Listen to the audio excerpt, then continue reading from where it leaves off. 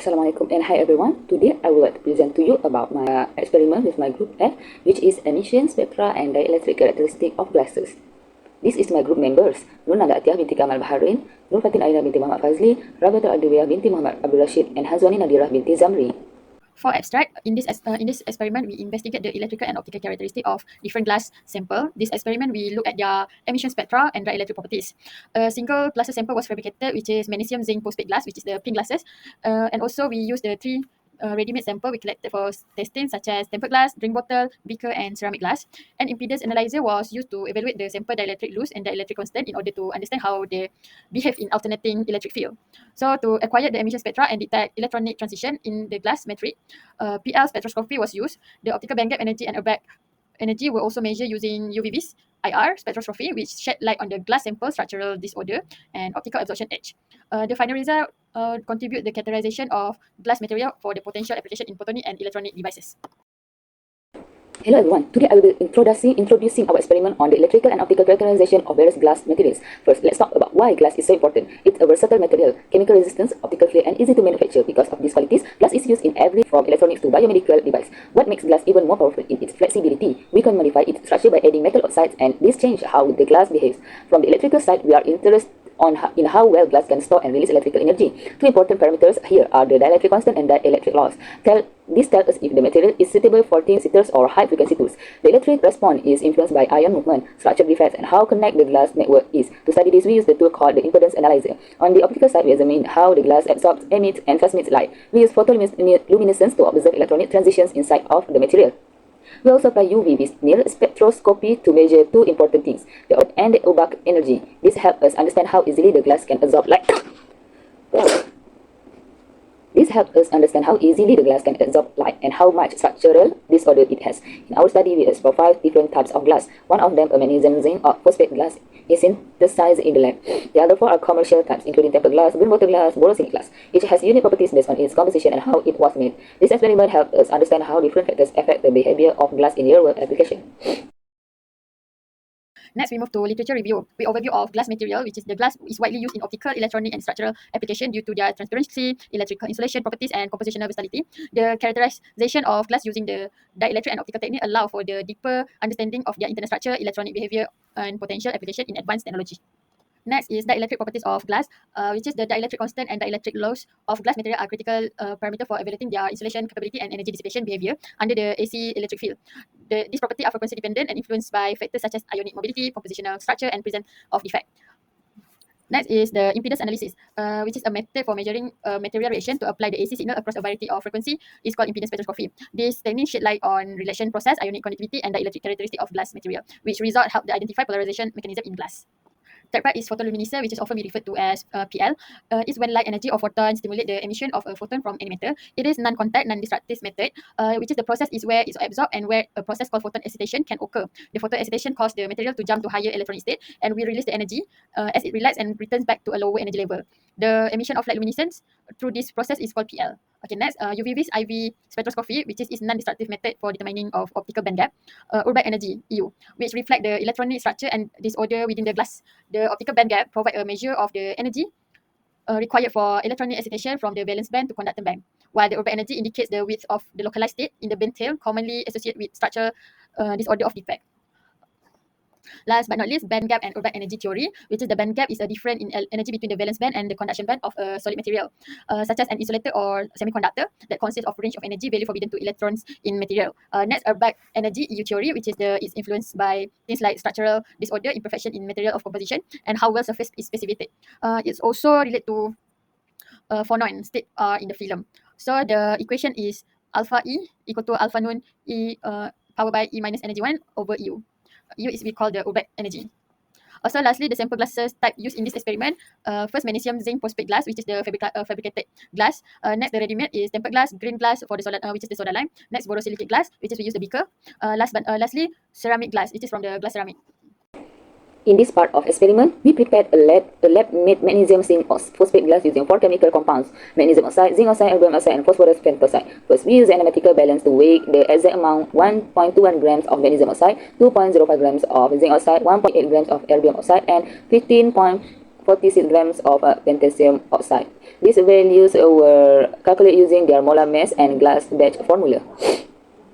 Two furnaces were preheated, one to 300 degrees Celsius and another to 1000 degrees Celsius. While heating, we place the whey powders into a crusher and mix them well to get a uniform blend. Next, we crushable in 3000 degrees Celsius furnaces for 30 minutes to preheat the sample. After that, we transfer it to the 1000 degrees Celsius furnace for another 30 minutes to melt the mixture. While melting, we also heat a metal plate inside 300 degrees Celsius furnace to prepare the pouring step. After melting, we pour the molten glass onto the hot metal plate and let it inhale for 3 hours.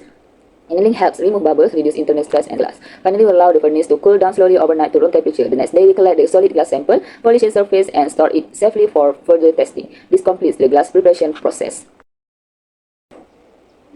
After preparing the glass samples, we use the TrueMag analyzer to study their electrical properties, specifically impedance. Launch the TrueMag analyzer application and secure clip the glass sample into the holder. On the software interface, we select the rack option and check the boxes for append unit and wave frequency. The measurement type was to set impedance, which helps us analyze resistance and reactance across frequencies. Next, we adjust the frequency sweep setting. We set the start frequency to 1.0 MHz and the stop frequency to 3000 MHz with 2/5 samples. The sweep type was changed to linear for a smooth progression. Once the settings were in place, we click traces to create a new trace and hit go to begin data collection. After a few seconds, the analyzer provides the output, which include frequency, resistance, and reactance values. We repeat the same process for the other 3 glass samples to complete the electrical analysis. These results will help us understand the dielectric behavior and electrical performance of each glass type. After the electrical analysis, we proceed to measure the optical properties of the glass sample using a spectrometer. First, the device was preheated for 30 minutes to ensure stable and accurate operation. Then we adjust the excited wavelength and slit width according to the required setting for samples. Each sample was carefully placed inside the spectrometer at a 30-degree angle to allow proper light interaction. Once everything was set, we run the machine to perform the measurement. The computer displays graph intensity versus wavelength, which show the photoluminescence peak or emission behavior of glass. We save the graph and repeat the same procedure for the remaining 3 samples to complete the optical data collection. This analysis helps us understand how the glass absorbs and emits light, which is crucial for optional application. The next step of our experiment involved analyzing the optical absorption properties of the glass samples using a UV smear spectrometer. First, we gently clean the surface of each glass sample to remove any tugs or fingerprints that could interfere with the transmission. Then we switch on the spectrometer and let it warm up for about 15 to 30 minutes to stabilize its performance. Once ready, we carefully place the glass sample in the holder, ensuring that it was properly aligned with the light path. We set the wavelength scanning range from 200 to 2500 nanometers, covering the UV, visible, and infrared regions. We then run the scan, which record the absorbance or transmittance spectrum of the sample across the range. After the scan finish and export the data for further analysis. Using this spectral data, we create top plot to calculate the optical band gap energy, analyze the absorption, and determine the Rorschach energy, which gives insight into the structural disorder within the glass. This helps us understand how the glass interacts with light and how structurally ordered or disordered the material is. Now, let's move on to result and data analysis. For the first one is photoluminescence spectra of the different glass samples analyzed in this study. So for starting with ceramic glass, we can observe that the intensity gradually increases with wavelength showing a broad emission band. This suggests the presence of luminescent centers that become more active at higher wavelengths. Next one is for tempered glass. The graph shows a noticeable increase in intensity at higher wavelength as well. Although the overall intensity values are lowered compared to ceramic glass, this may indicate fewer active luminescent centers. In the case of soda lime glass, the spectrum reveals multiple peaks indicating various transitions occurring within the material. The higher intensity suggests a stronger luminescent response in this type of glass. For borosilicate glass, the photoluminescence intensity rises sharply and then plateaus. This sharp increase suggests a strong initial excitation followed by saturation, indicating fewer available energy levels for further emission. Finally, the magnesium zinc phosphate glass exhibit a complex pattern with several peaks showing fluctuation in intensity across the wavelength range. So this suggests multiple overlapping transition and a more complex luminescence behavior.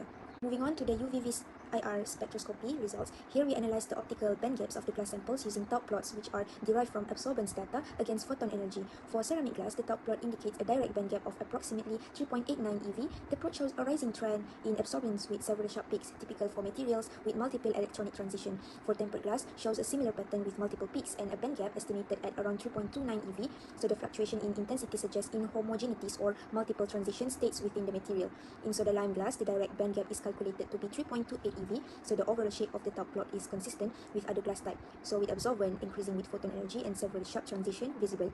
For borosilicate glass, display a smoother curve compared to the others with a more defined band edge. The calculated direct band gap is 4.07 eV, which is slightly higher, indicating stronger UV absorption and a more insulating nature. Lastly, the magnesium zinc phosphate glass has a band gap of approximately 3.34 eV, similar to the other plots. It shows multiple absorbance peaks, suggesting a complex band structure and multiple allowed transition. Moving on to the UV-Vis IR spectroscopy results, here we analyze the optical band gaps of the glass samples using Taub plots which are derived from absorbance data against photon energy. For ceramic glass, the Taub plot indicates a direct band gap of approximately 3.89 eV. The plot shows a rising trend in absorbance with several sharp peaks, typical for materials with multiple electronic transition. For tempered glass, shows a similar pattern with multiple peaks and a band gap estimated at around 3.29 eV, so the fluctuation in intensity suggests inhomogeneities or multiple transition states within the material. In soda lime glass, the direct band gap is calculated to be 3.28 eV, so the overall shape of the Taub plot is consistent with other glass type, so with absorbance increasing with photon energy and several sharp transition visible. For borosilicate glass, display a smoother curve compared to the others with a more defined band edge. The calculated direct band gap is 4.07 eV, which is slightly higher, indicating stronger UV absorption and a more insulating nature. Lastly, the magnesium zinc phosphate glass has a band gap of approximately 3.34 eV, similar to the other plots. It shows multiple absorbance peaks, suggesting a complex band structure and multiple allowed transition. Next one, let's dive into the core of our findings. This UV-Vis IR for Urbach energy plots that show the Urbach energy plots for tempered and glass. So here we compare the Urbach energy plots. That measure of structural disorder shows distinct trends, which is we have tempered glass, we have ceramic glass, soda lime glass, and borosilicate glass, and also our fabricated glass. So this difference aligns with their thermal histories and compositional variants. Next one is the dielectric constant versus frequency result. So this trend, dielectric constant decreases with rising frequency, which is typical of polarization lag. So for this glass, it shows steeper drop, suggesting higher ionic mobility. Because it is more stable response, it is likely due to structural homogeneity. So it gets to at graphs while saying steeper drop and stable response, it can replace temporal dimension glass with simpler terms if possible. Next, here we analyze the dielectric loss versus frequency for 5 different types of glass. For ceramic glass, the dielectric loss decreases with increasing frequency, which is typical behavior due to dipole relaxation. In tempered glass, we observe fluctuation, likely due to its internal stress and structural non-uniformity. For soda lime glass, shows a rapid drop in dielectric loss at lower frequencies, stabilizing afterward. So for borosilicate glass, it shows a clear U-shaped curve, initially decreasing, then increasing again due to interfacial polarization effects. And finally, for magnesium zinc phosphate glass, which appears mostly stable with minor variation, suggesting minimal dielectric dispersion. Next, we analyze the dielectric properties from cold-cold plot. In the tempered glass, we analyze cold color and color plots revealing distinct dielectric behaviors tied to temporal variation. And for the next glass, the normalized plot show consistent trends suggesting stable dielectric responses under standardized condition. And for the ceramic glass, the unique patterns in the color plots, cold-cold plots indicate potential compositional influences on dielectric performance. And for the next one is for the our fabricated glass, the plots highlight a strong correlation between magnetic properties and dielectric dispersion at this concentration. For the next one is we analyze the dielectric properties of glass type, which is firstly tempered glass. They have stable dielectric constant across all frequency, and the capacitance decrease as frequency increases. And for the ceramic glass, higher dielectric constant but erratic capacitance trends, which peaks at 10.58, which notable dielectric loss fluctuation, suggesting frequency sensitive behavior. And then for the borosilicate glass, which we can see mirror tempered glass in dielectric constant but show higher loss at 1.80 Hz. For the next one is soda lime glass, which they have stable dielectric constant at all frequency at extremely low capacitance, which suggesting minimal charge storage, which dielectric loss spike at mid frequency and indicating energy dissipation hotspot. And for magnesium zinc phosphate glass, the similar dielectric constant but widely varying capacitance, inconsistent loss trends with peaks at low and high frequency. So while both glasses maintain stable dielectric constant, their capacitance and loss behavior differ dramatically and critical for application like capacitors or high frequency insulators. One is we comparing the measured dielectric constant of 5 glass type at 1 MHz against their literature values. For the consistency check, borosilicate and magnesium zinc phosphate glasses show the closest alignment with literature values 6.52% and 4.88% deviation respectively. Soda lime glass has the largest deviation 12.31%, suggesting potential measurement or material inconsistencies. For performance insight, ceramic glass has the highest dielectric constant, making it suitable for high capacitance application. For borosilicate glass has the lowest value, ideal for insulating purpose. So these results validate the reliability of our measurements for most samples while highlighting areas needing further review like the soda lime glass.